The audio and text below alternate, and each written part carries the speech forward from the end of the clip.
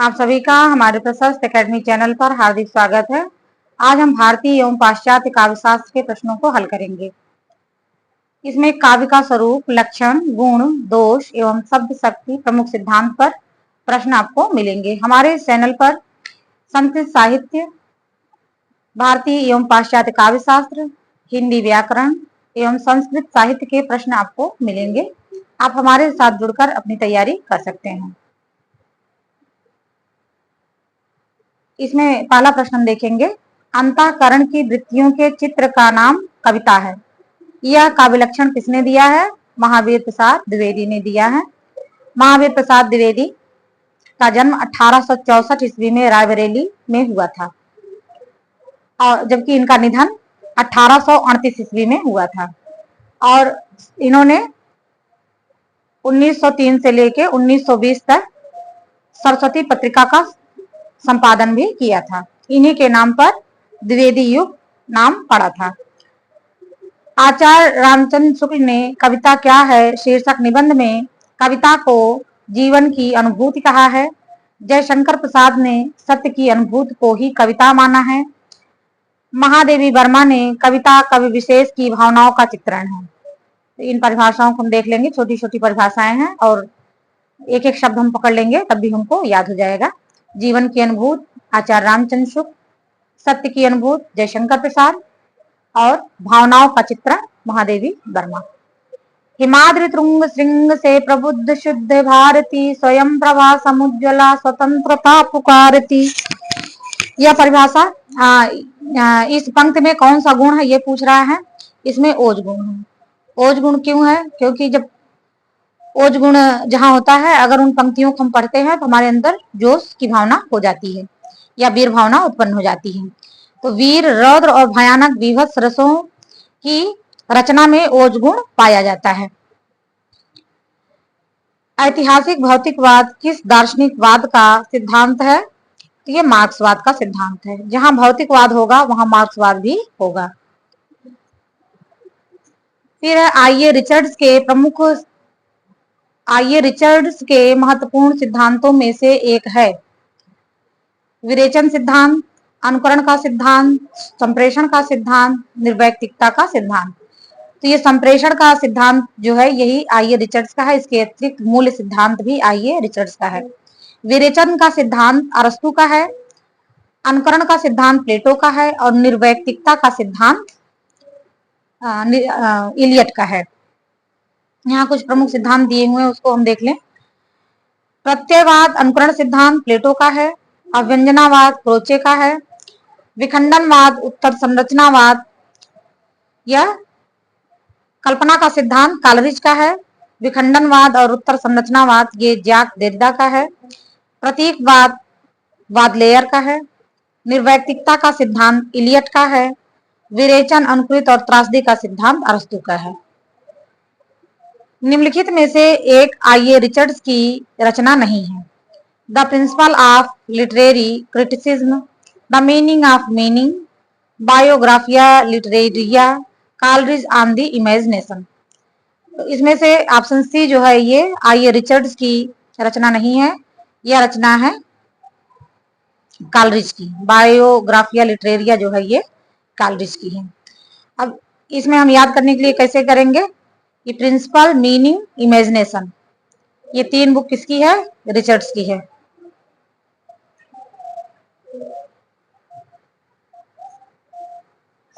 संलक्ष्य क्रम व्यंग भारतीय काव्य शास्त्र के किस संप्रदाय का भेद है? संलक्ष्य क्रम व्यंग ध्वन, ये ध्वन संप्रदाय का अंग है।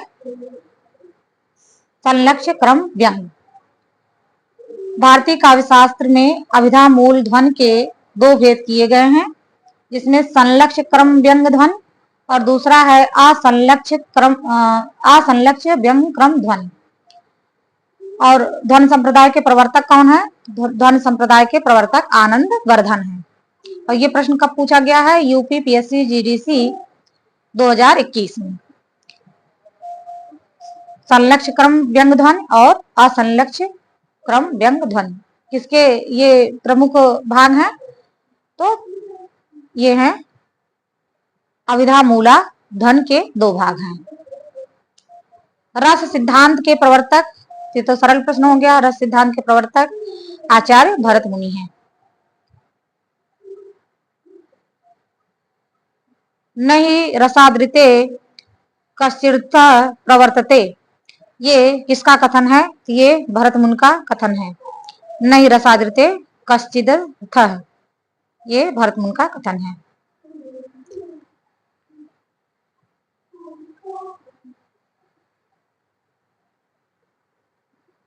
फिर है पाश्चात्य काव्यशास्त्र इतिहास सिद्धांत और वाद, पुस्तक के लेखक कौन है? तो भागीरथ मिश्र। इनकी पुस्तक है पाश्चात्य काव्यशास्त्र इतिहास सिद्धांत और वाद। अब इसमें पाश्चात्य काव्यशास्त्र इतिहास सिद्धांत और वाद पुस्तक के लेखक भागीरथ मिश्र हैं। इसके अतिरिक्त अन्य जो किताबें हैं, रिचर्ड्स की है science and poetry, doctor Nagendra की है रस सिद्धांत, गुलाब राय की है सिद्धांत और अध्ययन।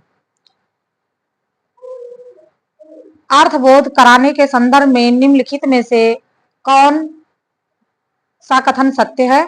अभिधा शब्द शक्त लक्षणा पर आश्रित होती है, लक्षणा शब्द शक्त व्यंजना पर आश्रित होती है, अभिधा शब्द शक्त लक्षणा एवं व्यंजना दोनों पर आश्रित होती है, लक्षणा एवं व्यंजना दोनों शब्द शक्तियां अभिधा पर आश्रित होती हैं। तो ये ऑप्शन सही है, लक्षणा और व्यंजना दोनों शब्द शक्तियां अभिधा पर आश्रित होती हैं। क्योंकि जब कोई वाक्य कहा जाता है तो अगर सीधा सीधा वाक्य है तो हम उसे अभिधा कहेंगे, और अगर उसे दूसरे ढंग से कहा गया जहां लक्षण दिखाया जाए, जैसे भाले चलते हैं, पंजाब बड़े लड़ाके हैं, अगर इस तरह से कहा जा रहा है तो ये लक्षणा है। और अभिधा और लक्षणा से अगर अर्थ नहीं निकाल पा रहा है तो वहां पे व्यंजना होती है। इस तरह से लक्षणा और व्यंजना दोनों शब्द शक्तियां अभिधा पर आधारित हो जाती हैं। जब द्रास बटालिक टाइगर हिल की सीमा लगी गरजने, जब शहादत लेते हिमगिर की चट्टाने लगी गरजने, तब जाग उठे ये शेर बब्बर, पौरुष हुंकार उठा था, माँ त्रिभुवन की बरवेदी पर लहू पुकार उठा था। इसमें कौन सा गुण है? इसमें ओज गुण है। ओज गुण जहां पर पढ़ते समय हमारे अंदर जोश का भाव आ जाए, वहां पे ओज गुण होता है। चित्र तुरंग न्याय संबंध किस सिद्धांत से है? उत्पत्तिवाद, भुक्तिवाद, अभ्यंजनावाद या अनुमतिवाद। तो ये चित्र तुरंग न्याय जो है वो शंकुक ने दिया था और यह अनुमतिवाद से संबंधित है। उत्पत्तिवाद किसने दिया था? भट्ट लोलट ने। भुक्तिवाद दिया था भट्ट नायक ने, और अभ्यंजनावाद दिया था अभिनव गुप्त ने।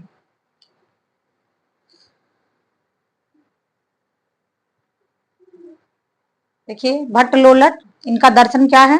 मीमांसा है, और उत्पत्तिवाद या आरोपवाद इनके सिद्धांत का नाम है। और शंकुक ने न्याय दर्शन दिया, न्याय दर्शन से संबंधित है। इन्होंने अनुमतवाद संप्रदाय से संबंधित है। भट्ट नायक सांख्य दर्शन से संबंधित है, और भुक्तिवाद या भोगवाद संप्रदाय से ये संबंधित है। अभिनव गुप्त ये शैव दर्शन से संबंधित है, और अव्यक्तवाद की जो है ये संप्रदाय दिया। और पूछा जाता है कि भरत मुनि के रस सिद्धांत के प्रमुख प्रथम व्याख्याता कौन है? तो भट्ट लोलट है। उसके बाद शंकुक, फिर भट्ट नायक, फिर अभिनव गुप्त। ये क्रम लगाने के लिए आता है, क्रम हम याद कर लेंगे। पहले भट्ट लोलट, फिर शंकुक, फिर भट्ट नायक, और उसके बाद अभिनव गुप्त। विभावानुभाव व्यभिचार संयोगात्र निष्पत्ति के प्रतिपादक आचार्य हैं तो भरत मुनि। नाट्य शास्त्र में उन्होंने यह परिभाषा दी हुई है। और इन्होंने 33 संचारी भावों को माना है। और ये देखिए भरत मुनि ने अपने नाट्य शास्त्र में भावों की संख्या 49 मानी है, जिसमें 33 संचारी भाव हैं, 8 अस्थायी भाव हैं और 8 सात्विक भाव हैं। रीत संप्रदाय के प्रवर्तक आचार्य कौन है? वामन। रीत संप्रदाय का जो प्रवर्तक वामन है। इसमें प्रमुख संप्रदाय और इधर आचार्य का नाम है। तो रस संप्रदाय किसने दिया? भरत मुनि ने दिया। अलंकार संप्रदाय भामा ने दिया। रीति संप्रदाय वामन ने दिया, वक्रोक्त संप्रदाय कुंतक ने दिया, ध्वनि संप्रदाय आनंदवर्धन ने दिया, औचित्य संप्रदाय क्षेमेंद्र ने दिया। तो ये जो संप्रदाय है इनका क्रम भी हमें याद होना चाहिए और ये जो लेखक है इनका क्रम भी हमें याद होना चाहिए, क्योंकि परीक्षा में इनका संप्रदायों का भी क्रम लगाने के लिए आ जाता है और आचार्यों का भी क्रम लगाने के लिए आता है। लोंजाइनस के अनुसार इनमें से महान काव्य का उत्पत्ति कारक है क्षुद्रता, अल्पज्ञता, कटुता, आत्मिक भव्यता। तो लोंजाइनस के अनुसार महान काव्य का उत्पत्ति कारक है आत्मिक भव्यता। और इसमें और जो तत्व दिए हैं वो हैं महान विचारों को धारण करने की शक्ति, भावों की प्रबलता, अलंकारों का समुचित प्रयोग, भाषा की अभिजात अभिव्यक्ति, गरिमामय और पद्य रचना विधान। और उदात्त के विरोधी तत्व जो हैं वो शब्द आडंबर, बालिशिता और भावाडंबर। तो शब्द आडंबर, बालिशता, भावाडंबर, ये उदात्त के स्रोत हैं 5 और ये उदात्त के विरोधी तत्व हैं। कैथारसिस विरेचन शब्द मूलतः संबंधित है भौतिक शास्त्र से, रसायन शास्त्र से, समाज शास्त्र से या चिकित्सा शास्त्र से। तो ये देखिए प्रश्न कहाँ कहाँ आया हुआ है।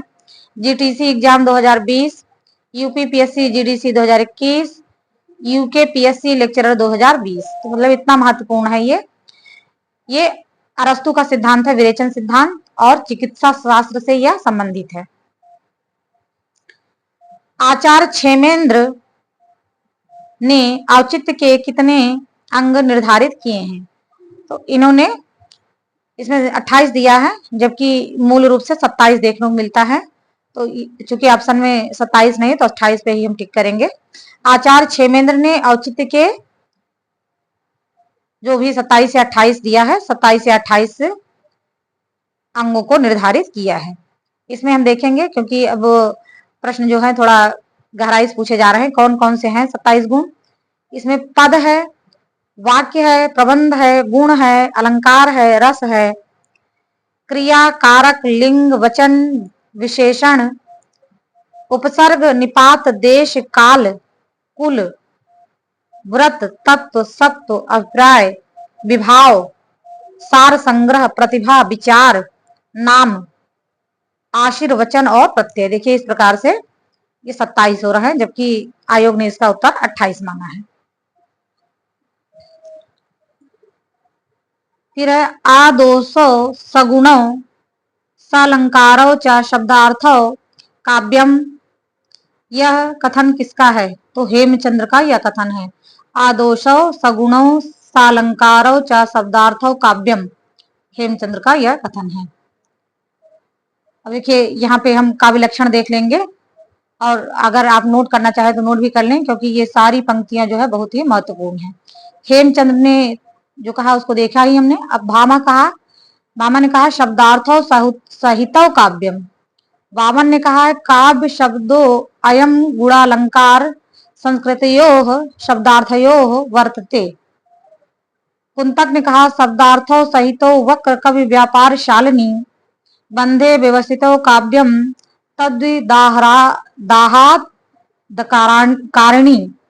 और जगन्नाथ ने कहा रमणीयार्थ प्रतिपादक शब्द काव्यम। विश्वनाथ ने कहा वाक्यम रसात्मक काव्यम। तो इनमें से पूरी परिभाषा तो हमको मुश्किल से याद हो पाएगी, तो हम शब्दों को पकड़ लेंगे। जैसे हेमचंद्र ने कहा आदोषो सगुणों, भामा की परिभाषा बहुत छोटी है, शब्दार्थों सहितो काव्य में पूरा हमको याद हो गया। और वामन और वर्तते, वामन वर्तते। कुंतक की परिभाषा में, कुंतक चूंकि वक्रोक्त सिद्धांत के प्रवर्तक हैं, तो वक्र यहाँ है लगा हुआ है, जिसे हम समझ लेंगे कि ये कुंतक की परिभाषा है। वक्र कवि व्यापार शालिनी, तो यह कुंतक की है। जगन्नाथ तो इनके परिभाषा में हम पकड़ लेंगे रमणीयार्थ। और विश्वनाथ, विश्वनाथ की परिभाषा भी छोटी है, वाक्यम रसात्मक काव्यम। साहित्य दर्पण किसकी रचना है? आचार्य विश्वनाथ की रचना है ये। अब यहाँ पे कुछ आचार्यों के नाम और उनके ग्रंथों का नाम दिया है, तो देखेंगे हम। रुद्रट ने काव्य अलंकार लिखा और भामा ने भी काव्य अलंकार लिखा है, लेकिन भामा जो है वो 6वीं शताब्दी के हैं, जबकि रुद्रट उनके बाद के हैं। भरत मुनि ने नाट्यशास्त्र लिखा, दंडी ने काव्यादर्श लिखा, वामन ने काव्यालंकार सूत्र लिखा, उद्भट ने काव्यालंकार सार संग्रह लिखा, आनंद वर्धन ने ध्वन्यालोक लिखा, भोजराज ने सरस्वती कंठाभरण और श्रृंगार प्रकाश दोनों ग्रंथ लिखा। फिर रुय्यक ने अलंकार सर्वस्व लिखा, हेमचंद्र ने काव्यानुशासन लिखा, जयदेव ने चंद्रालोक लिखा, विश्वनाथ ने साहित्य दर्पण लिखा, पंडित राज जगन्नाथ ने रस गंगाधर लिखा, अप्पय दीक्षित ने वृत्तिवार्तिक, चित्र मीमांसा और कुवलयानंद लिखा। सौंदर्य की व्याख्या करते समय क्रोंचे ने अभ्यंजनावाद के कितने स्तरों का उल्लेख किया है? तो ये सौंदर्य की व्याख्या करते समय क्रोंचे ने अभ्यंजनावाद के 4 स्तरों का उल्लेख किया है, जिसमें अंतः प्रज्ञा, अभ्यंजना और कला में अभेद संबंध है। अभ्यंजना आत्मिक क्रिया है, प्रत्येक अंतः प्रज्ञा कला है और प्रत्येक कला अंतः प्रज्ञा है। कला वस्तु में नहीं बल्कि वस्तु द्वारा अव्यक्त रूप में होती है। ये चारों बिंदु हम याद करेंगे, चारों बिंदु हम याद कर लेंगे। काव्य मानव के आंतरिक कार्य व्यापारों की अनुकृति है। यह जो है परिभाषा किसकी है? यह अरस्तु की परिभाषा है। काव्य मानव के आंतरिक कार्य व्यापारों की अनुकृति है। अरस्तु को काव्यशास्त्र का जनक माना जाता है और ललित कला के भेद को स्पष्ट करने का श्रेय अरस्तु को ही है। उन्होंने ललित कला को एक स्वायत्त कला के रूप में घोषित किया। अरस्तु के ग्रंथों की संख्या लगभग 400 बताई जाती है, लेकिन इनके सर्वप्रमुख 3 जो किताबें हैं वो देखेंगे हम। पेरी पोइटिकेस, फिर है लेखनेस रिटोरिकेस और वसीयतनामा। वसीयतनामा को दास प्रथा से मुक्ति का घोषणा पत्र माना जाता। वसीयतनामा को दास प्रथा से मुक्ति का घोषणा पत्र माना जाता। तो ये भी प्रश्न आता है। तो इनकी तीनों किताबें हम याद करेंगे, तीनों पुस्तकें कौन कौन सी हैं। और वसीयतनामा दास प्रथा से मुक्ति का घोषणा पत्र किस पुस्तक को माना जाता है? वसीयतनामा को। इनमें से किसका मत भुक्तिवाद कहलाता है? इसमें से भुक्तिवाद भट्टनायक का मत जो है वो भुक्तिवाद है। अभिनव गुप्त का अव्यक्तिवाद, शंकुक का देखेंगे इसमें शंकुक का अनुमतिवाद और भट्टलोलट का उत्पत्तिवाद। पिछले प्रश्न में हम देख भी चुके हैं। नाटक में दृश्य दिखाने या दृश्य परिवर्तन के लिए जो पर्दा काम में लाया जाता है उसे क्या कहते हैं? यवनिका, नेपथ्य, पटाक्षेप, उपर्युक्त में से कोई नहीं। तो नाटक में दृश्य दिखाने या दृश्य परिवर्तन के लिए पर्दा काम में लाया जाता है उसे यवनिका कहते हैं। नेपथ्य पर्दे के पीछे के भाग को कहते हैं। और पटाक्षेप, जब नाटक जो है खत्म हो जाता है तो पर्दा गिराने की स्थिति जो होती है उसे पटाक्षेप कहते हैं। रस सूत्र के किस व्याख्याता ने रस निष्पत्ति की प्रक्रिया की पुष्टि चित्र तुरंग न्याय के आधार पर की है? शंकुक ने। प्रश्न कब आया है? यूपी पीजीटी 2021 में। मतलब एक साल में 2-3 जो परीक्षाएं हुई सब में ये प्रश्न पूछा गया है। चित्र तुरंग न्याय, तो ये शंकुक का है। फिर हिंदी के प्रथम अलंकार निरूपक आचार्य हैं। तो हिंदी के प्रथम अलंकार निरूपक आचार्य केशव दास हैं।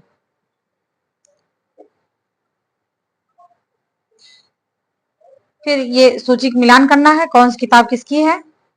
प्रश्न कब आया है? यूपी पीएससी जीआईसी 2021 में। मम्मट, विश्वनाथ, जयदेव, दंडी। साहित्य दर्पण, चंद्रालोक, काव्य प्रकाश, काव्यादर्श। तो दंडी की जो पुस्तक है वो है काव्यादर्श, जयदेव की चंद्रालोक, विश्वनाथ की साहित्य दर्पण और मम्मट की है काव्य प्रकाश।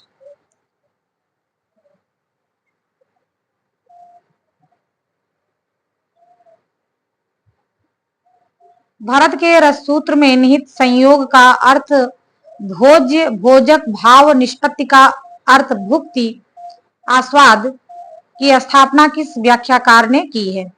तो भट्टनायक ने की है। भरत के रससूत्र में निहित संयोग का अर्थ भोज्य, भोजक, भाव तथा निष्पत्ति का अर्थ भुक्ति, आस्वाद की स्थापना व्याख्याकार भट्टनायक ने की है। भरत मुनि ने रस सूत्र में आए संयोग एवं निष्पत्ति शब्द के अर्थ रस की अवस्थिति के संबंध में परवर्ती आचार्यों का मत निम्न है। जैसे भट्टलोलट ने संयोग बताया उत्पाद्य एवं उत्पादक में, और उसकी निष्पत्ति जो हुई उत्पत्ति में, और रस की अवस्थित कहाँ हुई? अनुकार में, अर्थात राम में, जो मतलब मूल पात्र है। शंकुक अनुमान में अनुपापक, अनुमापक, अनुमाप्य और अनुमापक, इनकी उत्पत्ति जो हुई, निष्पत्ति जो हुई अनुमत में हुई, और रस की अवस्थित इन्होंने कहा माना? अनुकर्ता में, अर्थात नट में, नट जो अभिनय कर रहा है। भट्टनायक भोज्य, भोजक संबंध इन्होंने स्थापित किया और निष्पत्ति किया हुई भुक्ति। इन्होंने प्रेक्षक, दर्शक भी माना है, जो देख रहे हैं उनमें रस की स्थिति को माना है। अभिनव गुप्त ने व्यंग्य, व्यंजक संबंध स्थापित किया और निष्पत्ति हुई अव्यक्त की। इन्होंने सामाजिक के हृदय में रस की स्थिति को माना है। शब्दार्थ ते शरीरम रस आत्मा, यह कथन किसका है? भरत मुनि का, विश्वनाथ का, राजशेखर का या भामा का? तो ये राजशेखर का कथन है। शब्दार्थ ते शरीरम रस आत्मा।